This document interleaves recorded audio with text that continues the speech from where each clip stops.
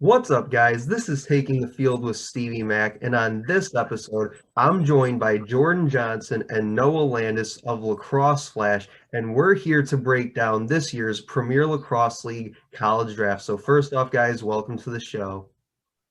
Happy to be back, Stevie. Yeah, thanks for having me, man. I'm excited.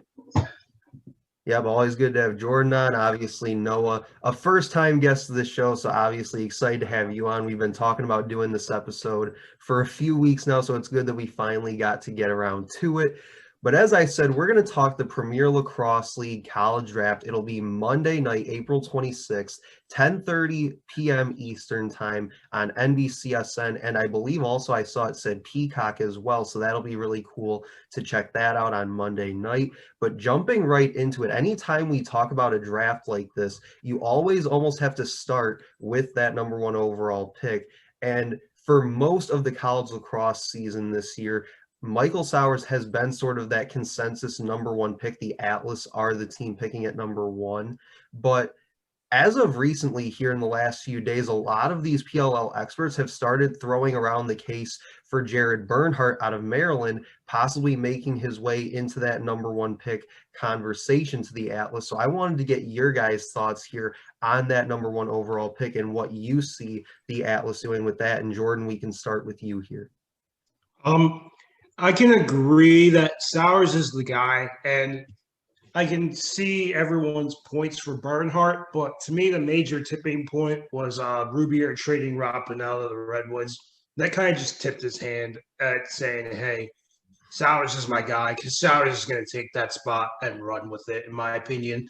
Look, everybody's talking about the lack of production from Sowers and whatnot, but you have to realize he went from being the guy at Duke, or I'm sorry, from being the guy at Princeton to going to this Duke team that's just loaded where he didn't have to be the guy.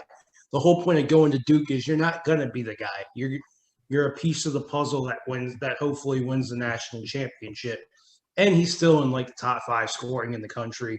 He's going to go to the PLL. He's going to dominate. He's going to be a player for the next 10 years for the Atlas. I don't think it's as close as a lot of people say it is between Sowers, Bernhardt, and Teat.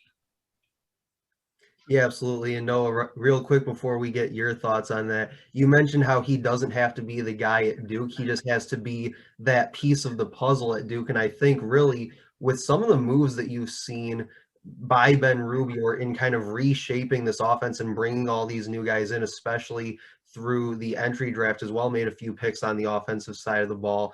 I think that's kind of what he's building toward. Like you said, he really showed his hand by trading Rob Pennell. But I think even more so now, he's starting to build this offense so that, like you said, when Sowers gets to the Atlas, he doesn't have to be that guy, because that's, even for the number one pick, that's a tall task to ask of somebody, even though a guy like Grant Ament just last summer did a very good job at sort of being that guy at X for the Archers. But he's, I think, building this offense to where it takes the pressure off him. He has the guys around him to make his life a lot easier. But Noah, let's get your thoughts. For sure. And I think the year he's going to spend at Duke, or that he spent at Duke, excuse me, I would argue it probably has helped his game at the professional level, because he basically got a year of practice playing around a bunch of other star-studded offensive players. And obviously, Duke is not a professional team, but they're one of the best offensive teams we've seen in years. I mean, they're loaded with weapons all over the field. Like you said, making Sowers not have to be the superstar it factor guy. And I really think that is going to give him a leg up when he gets into the league, because he's not going to have to make such a starched adjustment from I'm the guy, I make all the decisions, and I basically do everything, to now I kind of know how to play with these weapons. I've got some assets beside me that, I've got a year of, kind of feeling that out.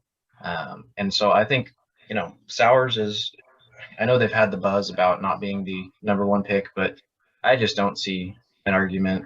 I think it's one of those things that we're getting antsy for the season. We need some content. We need some buzz.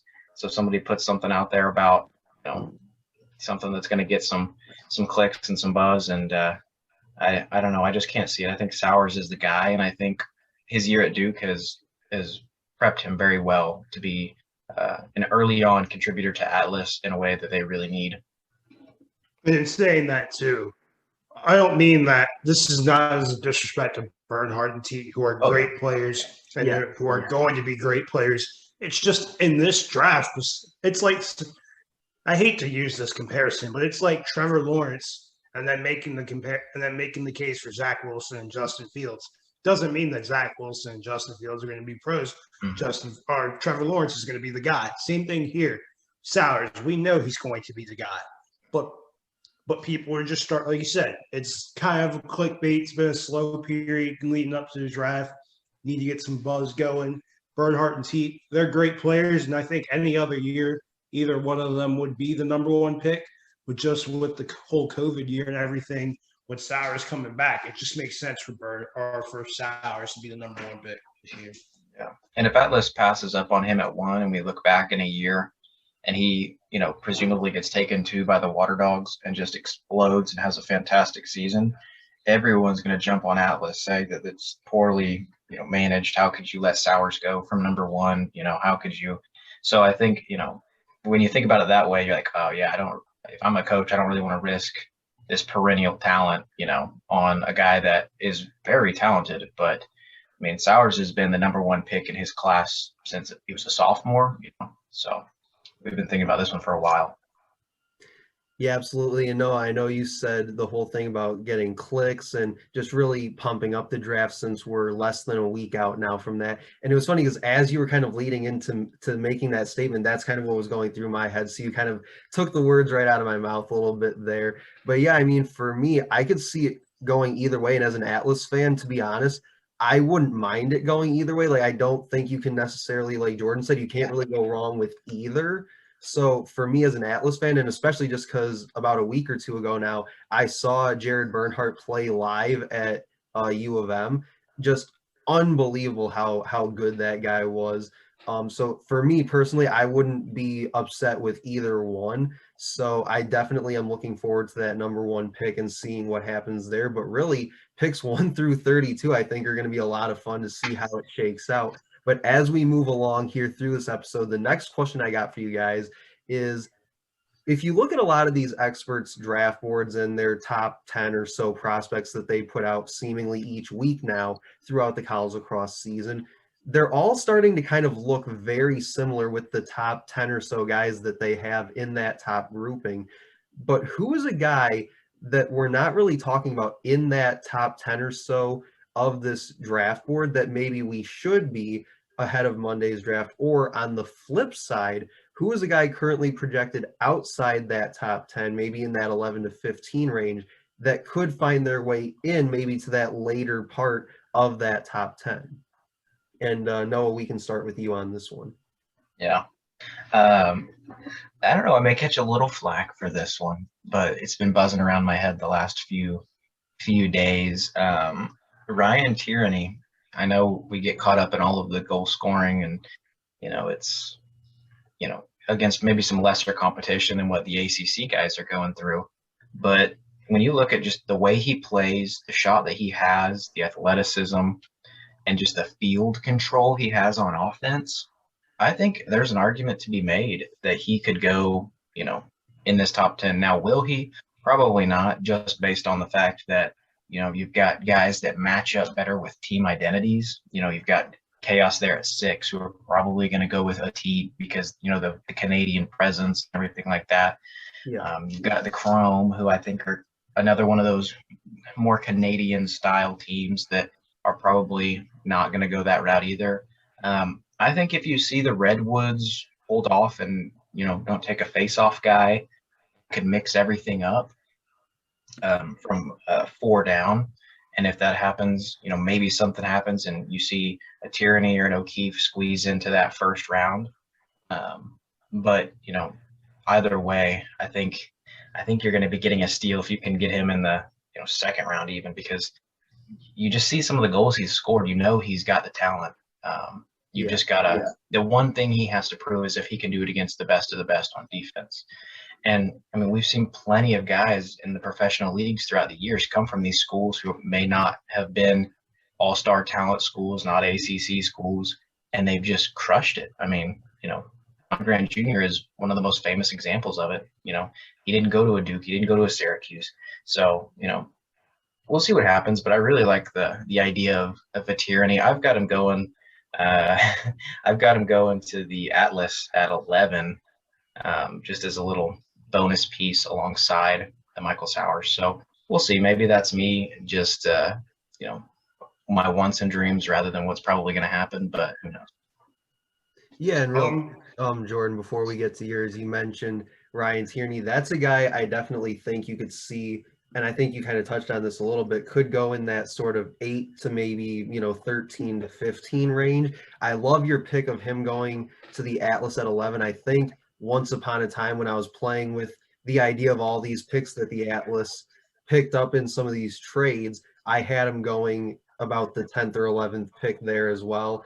I'm not sure, like you said, if it'll shake out that way. But again, as an Atlas fan, one can only hope. But Jordan, your thoughts? Here's a guy that I think no one's talking about. Jack Kilty, the close defenseman out of Notre Dame.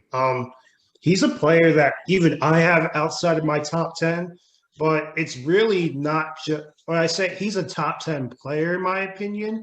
I think just based on the needs in this draft, like you can make the argument that nobody in the top 10 really has a glaring need at pole or at close defense.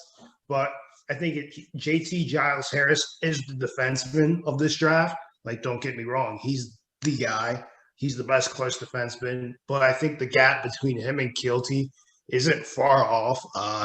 You see at Notre Dame him guarding the best guys, whether it's been Matt Moore and Virginia that one game, or it's been Michael Sowers locking him up pretty much that whole game against Duke.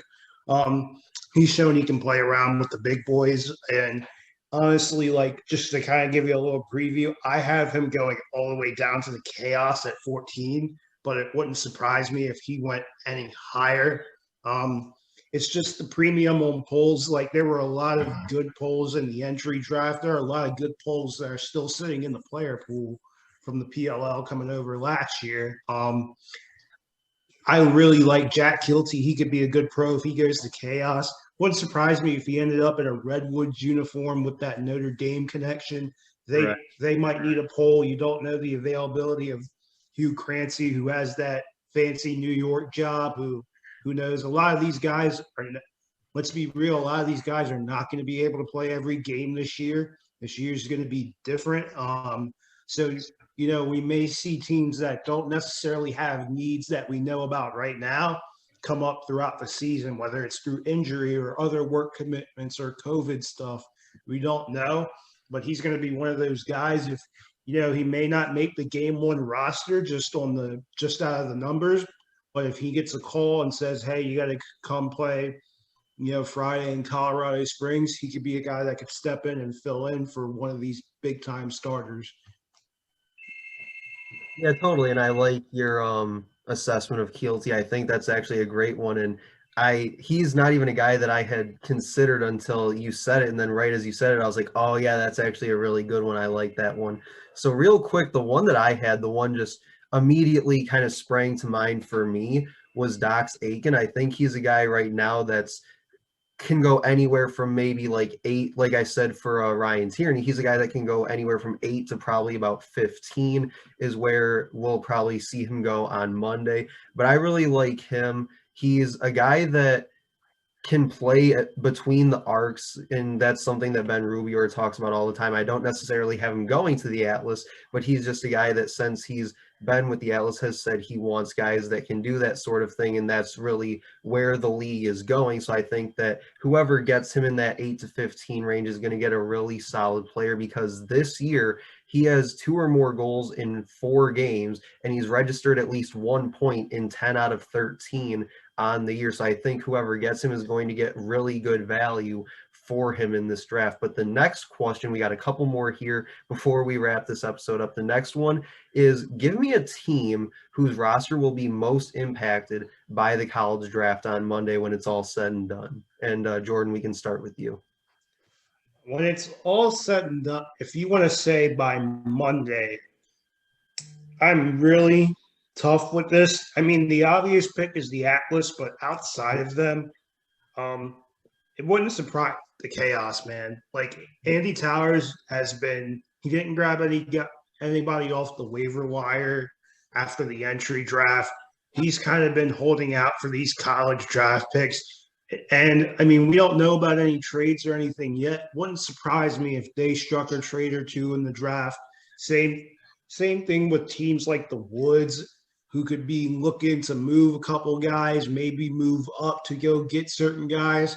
TD, who knows what you're going to have to move up to go get TD Erlin, or if somebody wants to go move up to go get Jared Bernhardt, potentially. So I think Chaos's roster is going to be most impacted, whether they end up making all of their draft picks or if it's via a trade or something. I think you're going to look at them after the draft, and it may not be right away because obviously we know Atlas has the most draft picks. Just on paper, just by the sheer numbers, their roster is going to look the most different. But when it's all said and done, maybe before camp, I think Chaos's roster is going to be the team that we look at and say their roster is a lot different coming between college draft and the start of camp. Yeah, absolutely. And just a couple things here real quick. You mentioned the Chaos. I do think that's a really good pick right there for this question.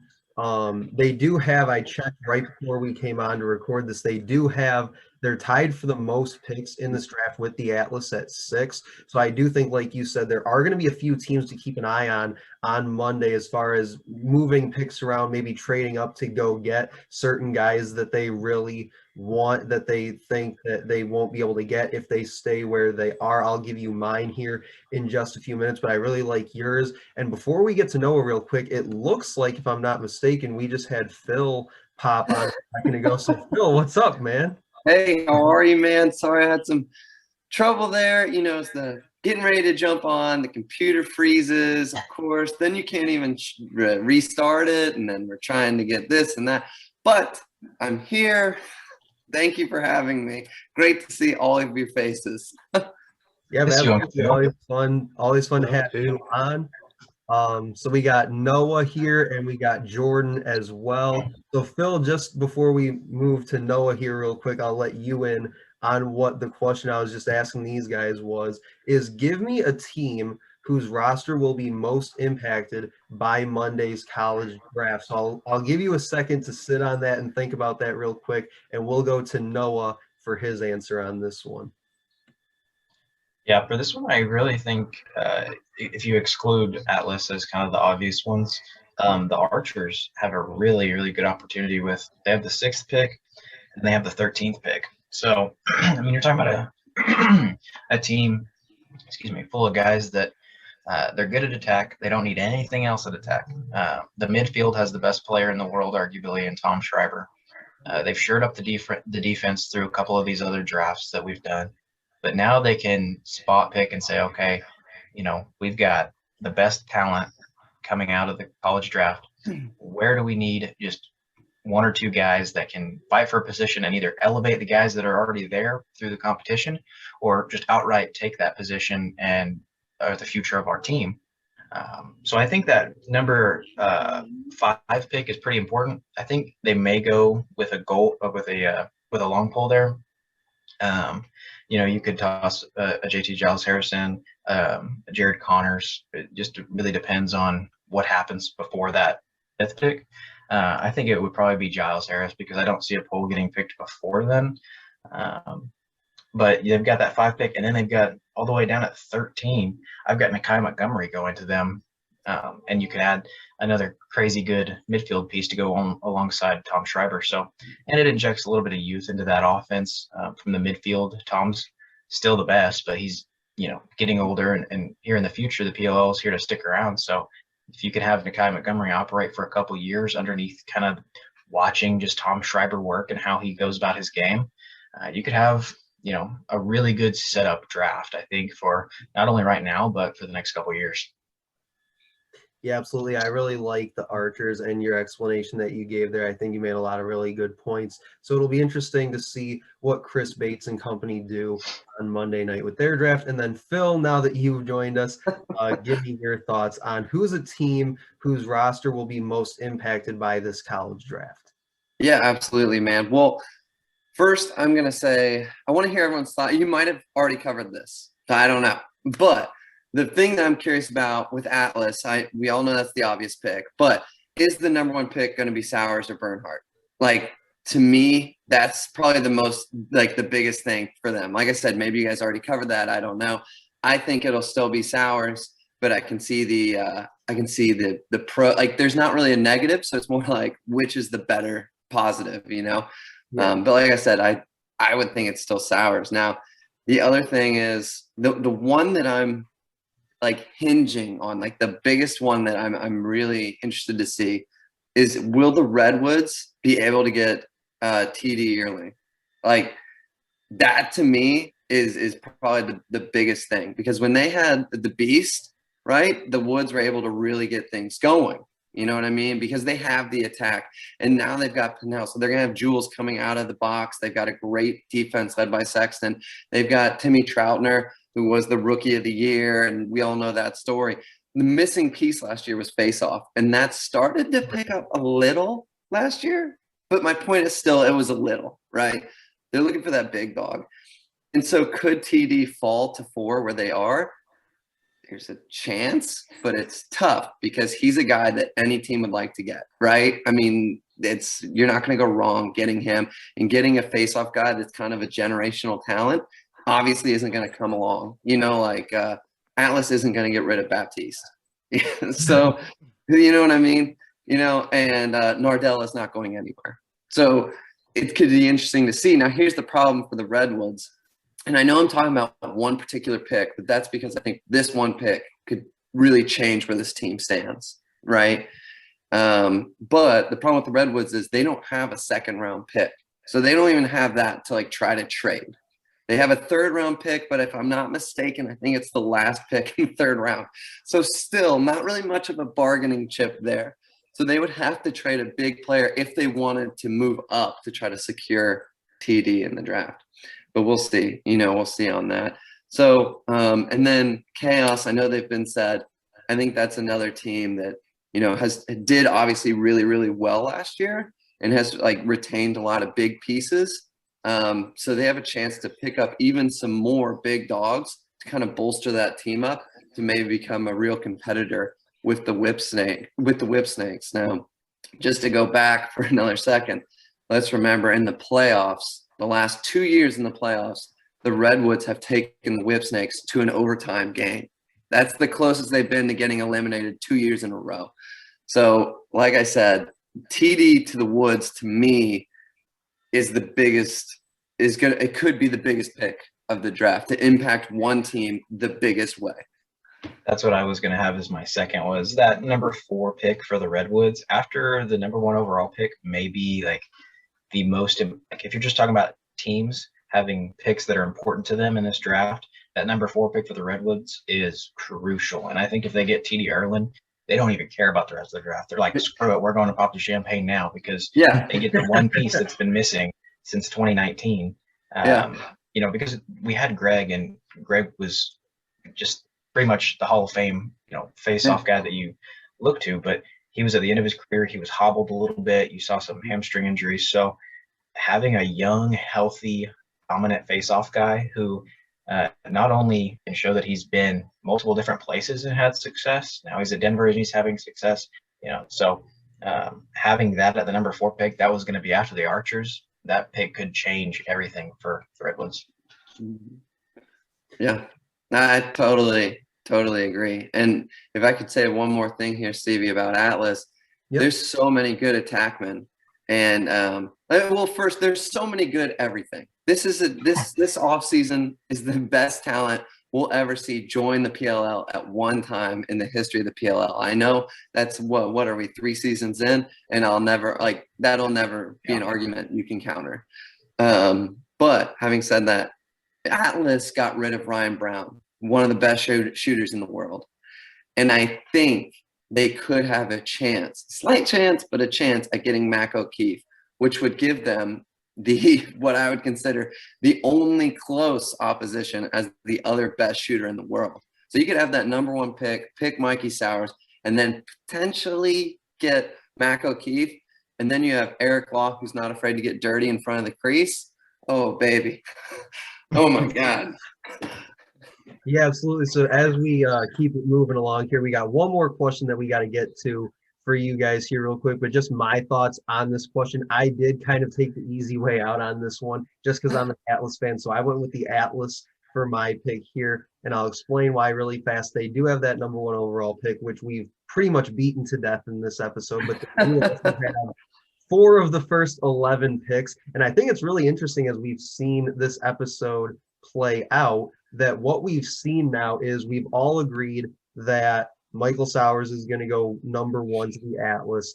But earlier in the episode, Phil, you weren't here for this, but earlier in the episode, Noah said in a little bit of a sneak peek to his mock draft, he had Ryan Tierney going 11 to the Atlas, and now you come in with Mac O'Keefe to the Atlas as well. So just in those first 4 picks, just with the 3 of those together, they could by themselves probably score with just about anybody in this league. But then you put them in that offense with what they already have. That could be some ridiculously fun offense to watch this summer, not just from the Atlas, but from anybody really, I think is what we're gearing up for here as we're about a month and a half or so away from the first game. So that was who I went with, was the Atlas, because of the fact that they have loaded up on those first 4 picks or so in that draft.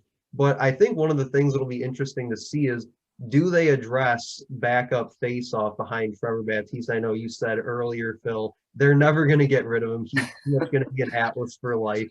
I would be okay with that, but and you and me have talked about it on past episodes as well, is they've always seemed in the last 2 years to struggle to find that true backup face-off to Baptiste. So I'm wondering, I don't think they'll do it in those first 4 picks that they have, but I do think it's something that they will address maybe with their 3rd or 4th round picks. So I'll be interesting to see what they do there, because obviously a guy like TD Erlin is going to be well off the board by then. So it'll be interesting to see who they wind up with there. But my final question for you guys, will go around and each of you will have a chance to answer this one, is a possible sleeper team in this draft. We talked about the #1 pick. As I've said, we've talked about the top 10 prospects, a guy that could find their way inside the top 10, a guy that could fall outside the top 10. We've talked about teams that could be most impacted by the draft. But now, to wrap this thing up, give me a team that is sort of a sleeper in this draft. We've talked a lot about the Atlas. We've talked a little bit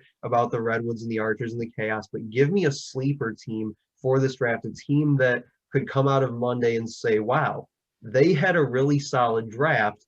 Why weren't we talking about this before? And Phil, since you just joined us, we'll start with you on this one. Yeah, I think for me, when I think about this, the first team that comes to mind that I don't think that there's been a lot of chatter about, but that needs some pieces and is on the cusp of starting the train. I don't know that they'll get to the championship, but the train will start moving the station, is the Water Dogs. I think that's a team that no one's really kind of spoken about. I don't even know if they necessarily have a pick in the 2nd round, but that's a team that's got a tremendous amount of talent. They did have a solid win. I know they lost the rest, but let's be honest, it's a new team. When you don't have that chemistry, when no one's really, most haven't played together, I should say, that's really tough. It's tough, and you have a new coach. But I do feel like they have a tremendous amount of talent, and they can get a couple little pieces in there, fill a few holes, and maybe that thing can start to move a little bit. And that could be a team that we all said, wait, they got so-and-so. That's a good pick. They needed that. And, the season starts and you say to yourself, like, wow, like that guy is really getting some serious playing time or what have you. And so I think that could be a team that no one's talking about that could get some real good players. No, yeah, for sure. And that's a team that me personally, I haven't thought a whole lot about as far as what this draft could mean for them. But I thought you really touched on a lot of good points there with the Water Dogs. So we got the Water Dogs are off the board for this question. Jordan, let's go to you. My sleeper team, if they're really a sleeper team, I would say is the Cannons because look, we talked a lot about what they did in the entry draft and waivers and all that, and right now they're very veteran heavy. Yeah. So I just look at them with that ninth pick there. They're going to get a really good player. Look, they could use another two-way guy with the trade of Brent Adams. That's one that I really kind of shake my a trade that I shake my head on just because of how good of a two-way player Adams is. And I think in this league with the shorter field and with the 52-second shot clock, you just need guys that can run up and down in transition. So they'll have their options of really good two-way players there, whether they go with a guy like Trey LeClaire, Dox Aitken will still be there. I think Jeff Trainer could be an option, one of those guys. They could also use another pull, as like I said, they went really offensive heavy in the entry draft. Obviously, you had to get Lyle, and then they got then in the expansion draft, even they got guys like Deemer Class. They added Paul Rabel right before, which is why they don't have as many draft picks as I would like to see an expansion team who I believe is getting younger, who should be getting younger. And that's with no disrespect to any of these guys coming over to the MLL or from the MLL. It's just when you see an expansion team, you think, let's get some of these younger guys, get a core. But obviously, you can't pass up Lyle Thompson. I mean, I understand the trade for Rabel. I understand bringing in Chris Hogan with the Boston connections. And then Quirk wanted to bring his guys back, like Morocco, Zach Goodrich, things like that. But I think they either have a chance to get a really good two-way player there, or they could address a position of need, which is they're needing another pole. So I would say watch out for the Cannons. They're one of those teams too. Early on, they seem to be making as many trades as they can swing. And if we're going to talk about trades that could happen before or during the draft, the Cannons would be another team to watch out for in my eyes. Yeah, absolutely. I really like that pick of the Cannons. Like you said, normally you want to see an expansion team try to get younger. Obviously, they haven't really had that opportunity much yet, so this would kind of be that opportunity that they have. I think, and you might have mentioned this earlier in the episode as well, possibly a team in the Cannons that could make a few draft day trades to try and get some more picks that might help them bring in a few more young pieces to that team. But Noah, let's get your thoughts really quick. Yeah, I think for me, I was going to say the Water Dogs too, but I think when you look at the Chrome as well, this draft you have feasibly 3 number 1 overall picks with Sowers, Bernhardt, and Erlin, really. I mean, when you look at how important face-off is, especially in the PLL, with what Nardell has done the last couple of years. So I think the Chrome with pick number 3, and then they have midway through the second round, they have the 12th pick overall. So you can get, one of those perennial guys. You can get a TD Erlin, or you can get a 1B, 1C attackman in this draft. And you can start there, or you can start a different way and then come back around in that second round and shore up the other pieces that you need. So I think the Chrome have a really good opportunity to fill some of the holes. They've done really well in the previous drafts so far this year, getting Stotts, people like that. So I think this is going to be just kind of like a wealth of riches for them. They're going to pick the spots they think they need and the spots they're going to need in the future. And that number 3 overall pick, it's nice. I know it's number 3 and it's not number 1, but it's nice. Yeah, for sure. I think anytime you have one of those first 4 picks, especially in a draft like this, top 4, top 5 pick, you can't really be too upset about it. You're going to get a really, really good player that will probably be part of your roster for a long time to come into the future. But really quick, as we start to wrap this episode up, my sort of sleeper team for this was the Redwoods, because we've seen it in the past, especially that 2019 college draft. A guy like Nat St. Laurent has shown that he can be really good at drafting this young talent, like there will be in this upcoming draft. And they have the number 4 overall pick, but they don't have a second rounder. They do have the 24th overall, so they do have a little bit of time in between when they get to pick. Then they have 29, and they have number 32, the last pick in the draft. on Monday night. But something that I think could be interesting with the Redwoods here, which is why I picked them for this one, is that if you go back to the point I made in question 2, Phil wasn't here for this one, but in that question I said that, like I said, the Redwoods don't have a second round pick, but they do have a third, and they have multiple fourths. They could be a team that trades up to the second round to be able to go out and get a guy like Dox Aiken, because you lost a guy like Brent Adams on your roster from last year. So now you do need sort of that two-way midfielder, a guy that can play between the arcs, like I said earlier in the episode, something that's going to be very important in the PLL moving forward here in the future. And being able to add a guy like Aikens not only gives you that two-way midfield option, but it also gives you a younger option as well, and a guy that you could probably pair with a Miles Jones and a Sergio Perkovic in that midfield. So the Redwoods for this one are a team that I'm going to be watching for as a possible sleeper team, and a guy like Dox Aiken potentially going to the Redwoods in the second round if Nat St. Laurent can pull off a move like that. But guys, that'll pretty much do it. Thank you all for coming into this episode. Phil, I know you joined us a little bit late, but thanks for making it work for us. It was nice seeing you kind of pop up midway through the episode. I was like, oh, hey, there's Phil. Like, look at that. So thanks, guys, for taking the time to join me on this episode. But that'll do it for this episode of Taking the Field with Stevie Mac. Make sure to like, comment, and share on this post, guys. Let us know what you think about Monday night's draft, and even answer some of these questions that we went over yourself. What do you think will happen with the number 1 pick? Who's your sleeper team in this draft? Things like that. Let us know. You can also find the podcast basically anywhere you get your podcasts, including YouTube, SoundCloud, Spotify, Anchor, Google, Apple Podcasts. Like I said, anywhere you get your podcasts. But guys, thanks for joining me, and we will see you later.